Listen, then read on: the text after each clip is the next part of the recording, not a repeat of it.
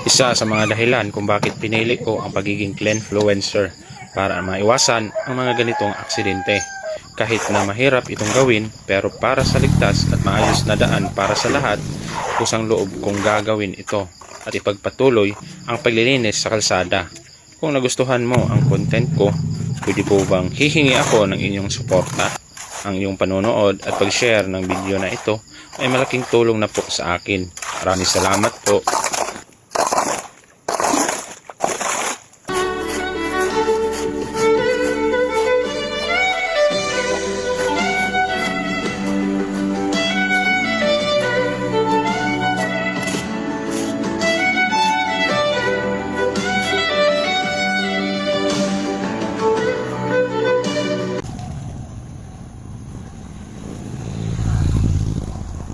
Halos lahat na po ng mga dumadaan ay doon na sa kabilang lane. Iwasan kasi nila ang mga lupa at maliliit na bato na nasa gitna ng kalsada. Ngayon pa man, hindi na po safe lalo na't pakurba yung kalsada. Kaya pag ganitong sitwasyon, nangangailangan na to ng agarang solusyon. Kaya mga kababayan, samahan niyo ako ating solusyonan para sa maayos at ligtas na daanan para sa lahat. Kaya samahan niyo ako. Tara!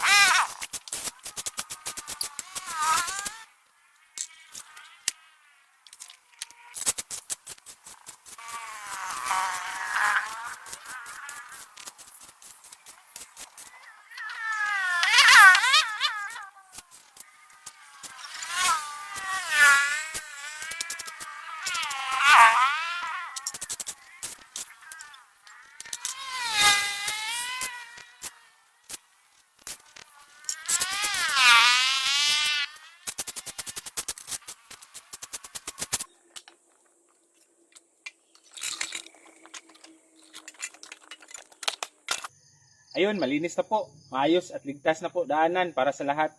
Sana'y nagustuhan nyo ang content ko ngayon. Please follow and share. Maraming salamat po.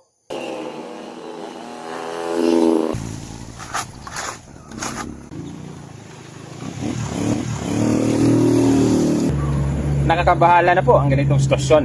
Halos hindi na po madaanan ang kanang bahagi ng kalsada dahil sa iniwang buhangin at putik ng nakaraang baha. Tapos lahat na po ng mga dumadaan ay doon na sa kaliwang bahagi. Kaya pag ganitong sitwasyon, nangangailangan na to ng agarang solusyon. Kaya mga kababayan, samahan niyo ako ating solusyonan para sa maayos at ligtas na daanan para sa lahat. Kaya tara!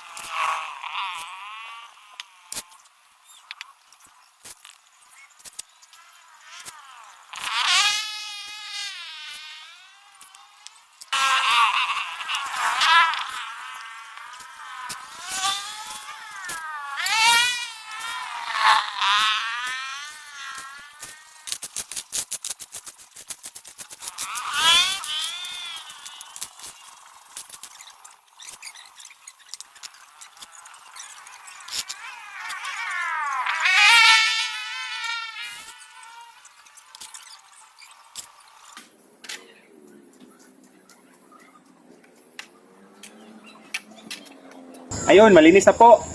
Maayos at ligtas na po daanan para sa lahat. Sana'y nagustuhan nyo ang content ko ngayon. Please follow and share. Maraming salamat po. Grabe, halos sakupin na po ng mga damo ang buong kanang bahagi ng kalsada. Buti na lang at nadaanan natin. Kapag mga ganitong sitwasyon, nangangailangan na to ng agarang solusyon. Kaya mga kababayan, samahan nyo ko sa ating pagkakawang gawa tungo sa maayos at ligtas na daanan para sa lahat. Kaya tara!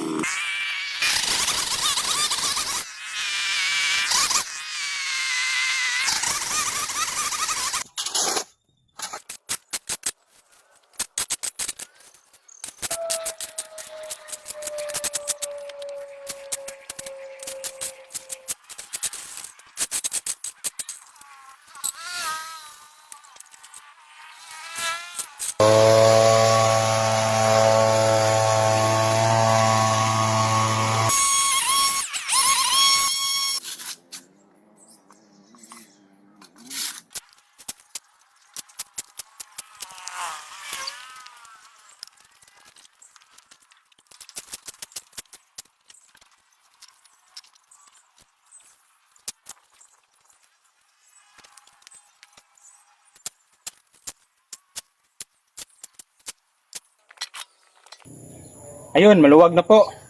Ayos at ligtas na po daanan para sa lahat. Sana'y nagustuhan nyo ang ginawa ko ngayon. Maraming salamat po.